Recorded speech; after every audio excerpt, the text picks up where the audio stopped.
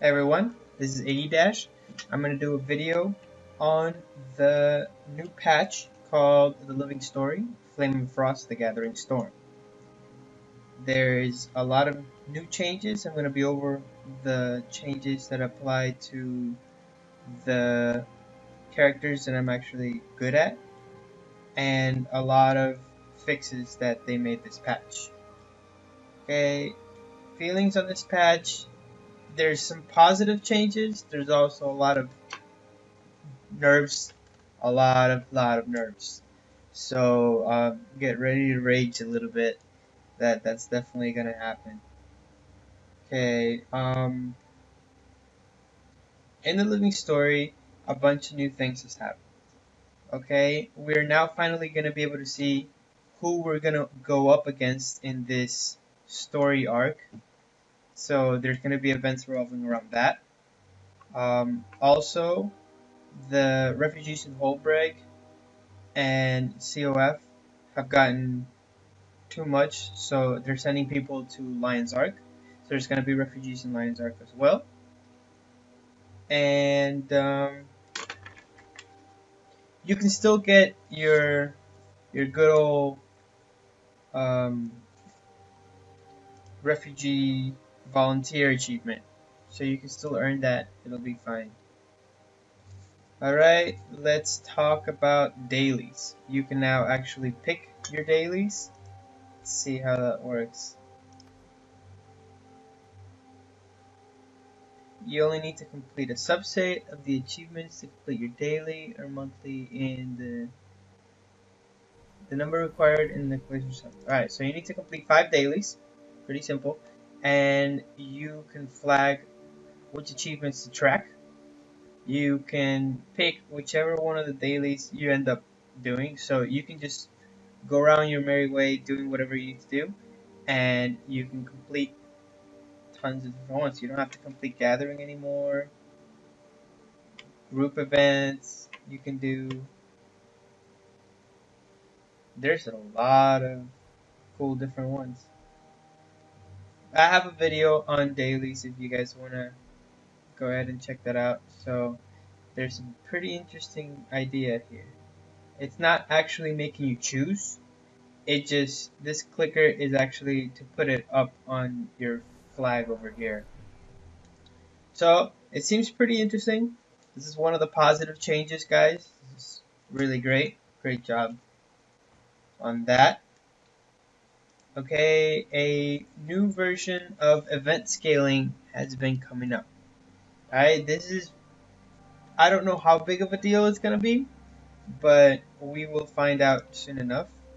They're making the events, the meta events, large level 80s, they're testing out this new algorithm that's going to be applied to the events, which is going to make them scale depending on how many people are doing the event. So, I mean, that's a big deal because they're going to be applying it on the 3 biggest events level 80, meaning the 3 dragons.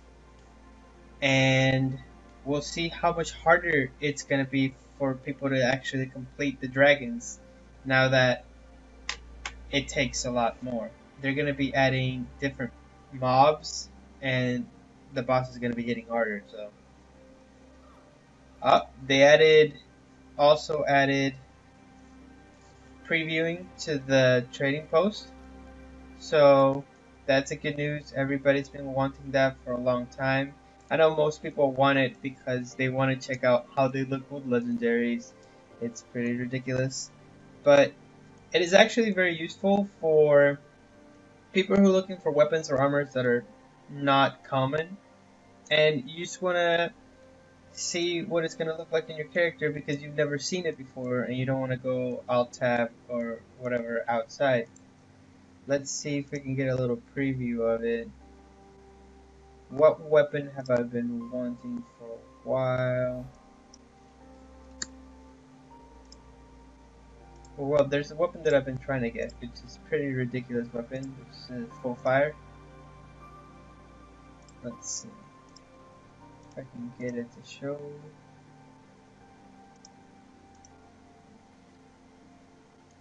Full fire's essence. You can now preview it.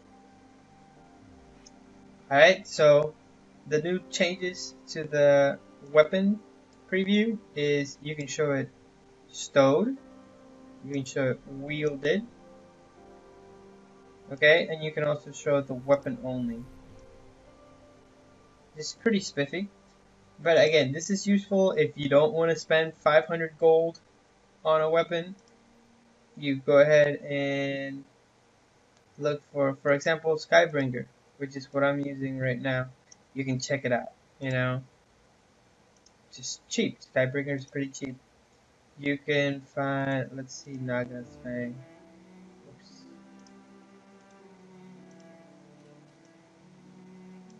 See, and you can check out different weapons that you wouldn't have noticed otherwise. Breath of Flame and Derm Seals are really cool. So you can see Breath of Flame like that. That looks pretty cool. But I mean, I've already checked all these out, but people might not. See, this one looks pretty awesome too. And you can just buy the cheap weapons for the skin. I mean, they're really cheap. So I mean, compared to the legendaries and stuff. So you can also do that. So that's really fun. Guild content, new guild achievements, new guild events, and the guild missions have come up now. Okay, there's a bunch of new guild missions: Guild Bounty, Guild Trek, Guild Rush, Guild Challenge, and Guild Puzzle. And you actually get merits for completing it, personal merits that you can use uh, with the new Commendation Trader, which is located in Lion's Heart. I'm going to go to him right now.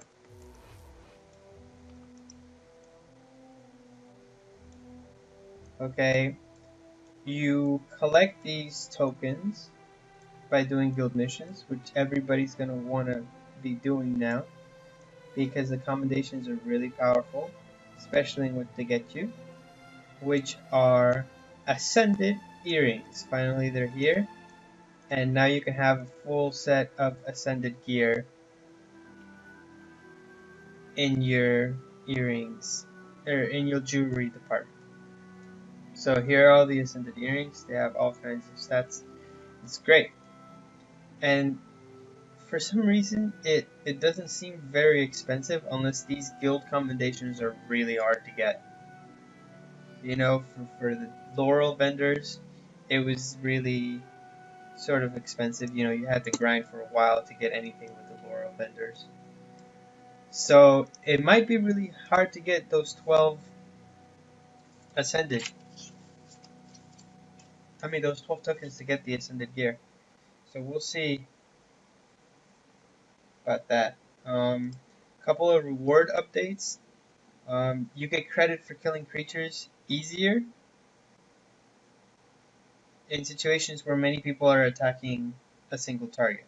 This is extremely useful in meta events or events where a lot of people are attacking stuff.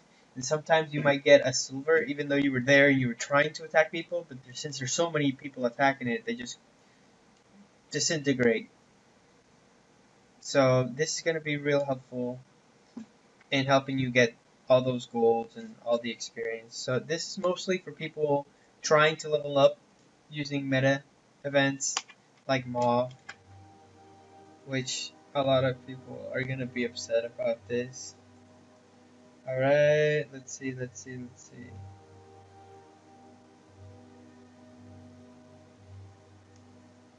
Alright, there's a new SPVP map called Spirit Watch. People already know this. I'm not really going to go into PvP or Willy World, but there's been a few changes. If you play tournaments, there's no more paid tournaments, so you're going to have to rely on the crappy matching. There's also new items in the Laurel vendor. Let's go check them out, see if any of them are useful. It might be more Ascended gear, who knows.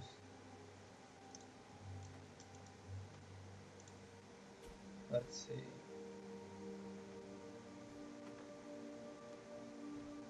Letters of commendation weren't here before, I don't believe.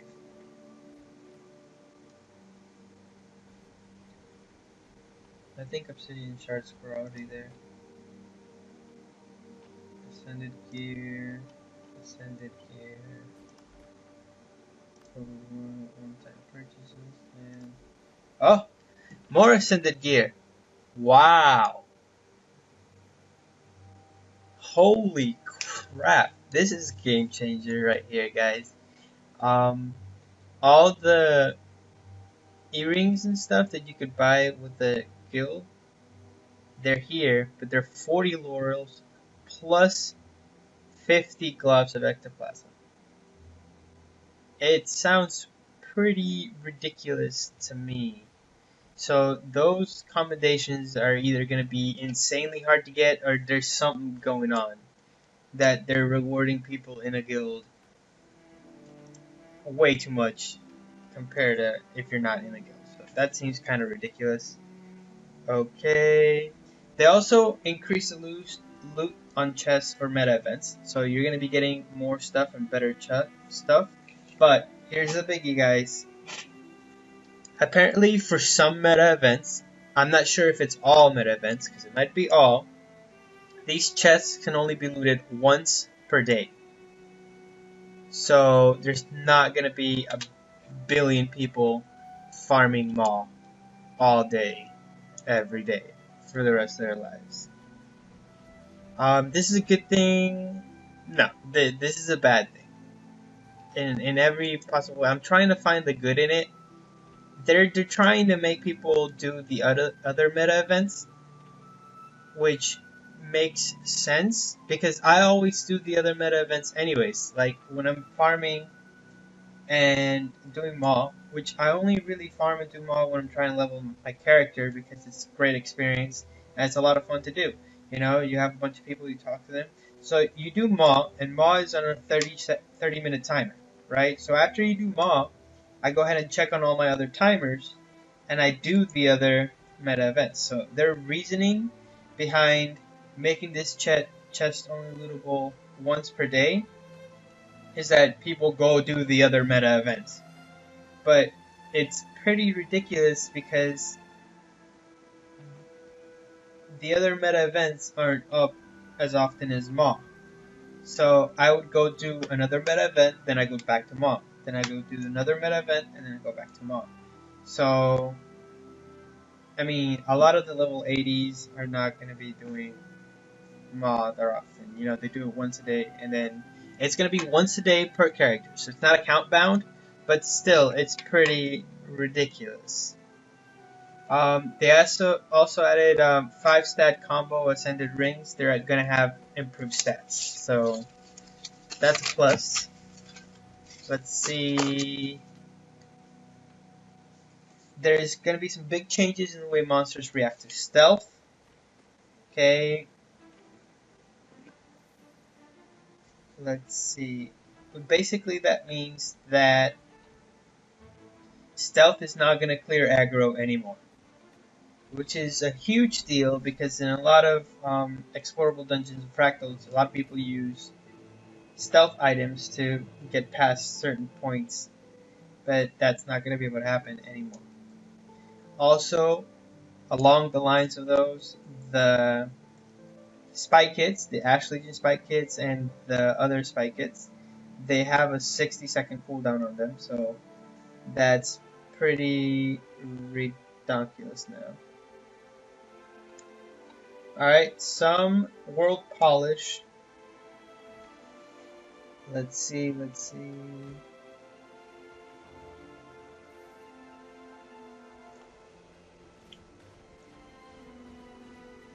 Okay, you are now able to color your armor if you transmogrified it, because a lot of times if you transmogrified it and you had certain colors that you liked, you weren't able to get them back, and a lot of people were really angry about that. So they definitely fixed that. They fixed a couple of events. The catapult now works correctly, and it's going to be pretty useful. The Partake in the Moot event in Timberline Falls, you can now actually pour water on the enemies and it'll actually work. a big bug that they fixed is they fixed the bug where you would try to pick something up on the ground while you were running, and you would just keep running, not pick anything up, and you'd be stuck auto running, and you die. This would happen in a lot of events where you have to pick up and throw stuff to the mob. You run up, try to grab something, and then you just keep going and die in the process. So they fixed that. You can now actually pick stuff up without stopping. They also fixed a lot of portals and inanimate objects that were hard to hit. So a lot of portals, especially in Shadow Behemoth, where you have to kill the portals, they're now you can actually hit them now. You won't say miss a million times. And they fixed all that stuff for melee weapons too. So they actually fixed melee weapons and the ability to hit inanimate objects, so you can actually hit all those portals that are coming up and doesn't just say miss, miss, miss, miss a million times. So that's great. Let's talk about changes to the dungeons. There are a lot of little changes here and there. The biggest changes came from AC, Acid Learning Catacombs. They really revamped the explorable mode, so I suggest you check it out. There's a lot of new fun stuff going on right now. They also made it so that any of the dungeons where there's lava on the floor, if you fall in the lava, you die, but you get teleported to a place where people can actually res you. So there's a plus. They have like safety nets. Okay, they nerfed depleted power crystals. If you are subscribed to Wooden Potatoes, you know about all these little items that he finds all over the place. Well, one of them was depleted power crystals, which you could throw at enemies and they would do a crap ton of damage, a crap ton of conditions and bleeding and stuff to single target enemies. He said it wasn't going to get nerfed. Well, they heard him, so they nerfed it. So now they have a 40-second recharge, so you can't throw 2 or 3 on a mob anymore. Let's see. Oh, here's a big one. Food items that give you a special bonus upon crit now have an internal cooldown. This is huge, guys, especially for our builds, which, especially my warrior build that depends on Omnumberry Pies to be alive, to survive. Okay, the 66% chance to steal life on critical now has an internal cooldown. So you can't bring yourself back from the dead by just spinning around and hitting a bunch of mobs. It's going to be really, really hard. I'm going to have to tweak my warrior build to do less damage so that I can compensate for that. But we'll see how bad this really is. I mean, obviously you're not going to be able to hit multiple targets and get health from all of them. So it's going to be a huge deal when dealing with ads, or when you use your ads to actually put your health up. So that's huge. Alright, let's talk about the classes a little bit. I'm only going to be talking about Guardian, Necromancer, and Warriors. None of the changes are really huge, but I'm going to go over them little by little. Guardian, on a lot of staff skills have been revamped, which is good. The Orb of Light now actually heals allies it passes by, so it's actually useful now. So if you go into staff mode, want to do some supporting, you can constantly be healing your team through the Orb of Light and doing damage at the same time. And they made a huge change to Line of Warning, which you used to have to stand still and cast it, and I believe the casting time was a little bit bigger, which made it completely useless for most situations, unless you were just standing there trying to grief people in PvP, in which you had a wall there and people can pass by the cap or something like that. Now it's actually useful in PvE and in a lot of other situations because you can let it down while running. The usefulness of this comes when people are chasing you. You can just put that down, bam, and people can't chase you no more. It's very useful when trying to move to certain areas and you want to block the flow of mobs. And since you can use it while moving, it actually doesn't hurt you to use it. So Go ahead and use it, guys. Go ahead and use it. Again, Orbital Blight has changed to be a really nice, very powerful heal. Well, not extremely powerful if you're not stacking a lot of healing power, but with my decent amount of healing power, it's healing for around 1200, which is along the lines of most ally heals. But it does it to all allies in a bubble, so it's pretty big. The radius is only 240. It's decent enough if people are stuck in melee or stuck together. I wish they would make it so that you can target allies with this instead of targeting mobs, so you can actually send your orb through all your allies in the back instead of having to target a mob and then align yourself with the allies so it passes through the allies as it hit the mob. Although the radius of the, like, as you pass by, the radius is actually pretty good. So you really won't have that much trouble getting it to heal your allies. Alright, so that's it for dungeons. Let's talk about Necromancer. There's a lot of great changes going on with Necro, and I'm really rethinking my build since it's not really effective at what it does right now. I mean, it's great for PvP, but it's not as much damage as you would expect it to be in PvE. It's really lackluster. They made a lot of changes to the pets that necromancers get. They're making them more powerful. They're making them be affected by different more things. Also, Spinal Shivers and Chill of Death, which if you watch my guide, we use them a lot. Every time a mob goes to 25% health, they get that. They actually increase the damage on it depending on how many boons it takes off, because both of these skills remove boons when you activate them on a mob.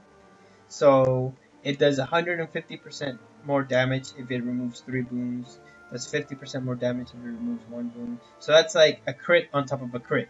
So if that crits, it's gonna be pretty decent damage if the foe has 3 boons. So this is gonna be really effective in situations, especially with bosses that have a lot of boons applied to them. I can think of a few situations where that would be really good. For warriors, there's nothing huge going on. Nothing that's gonna kill. They aligned some stuff with everybody else, but they didn't really nerf the warrior. They also didn't really buff the warrior. Pinned down the ability with the bow, the last ability, which roots a target, now applies bleeds. Last Stand has a cooldown, which is a trait that gave you Last Stand when you got some sort of disabling act on you. It has a 90-second cooldown, which, I mean, it's normal. If people were using that, they were using it for PvP and to, to cheat the game, so that's normal. Okay, I already talked about structured PvP and World Blue World. The gem store has a couple new hairstyles and new plush pets. I guess people really like the plush pets now. See, other than that, I think that's pretty much it. There's a lot of big nerves going around. They really like smacked my warrior around with that food buff nerf. And but there's some positives too. Tell me what you guys think.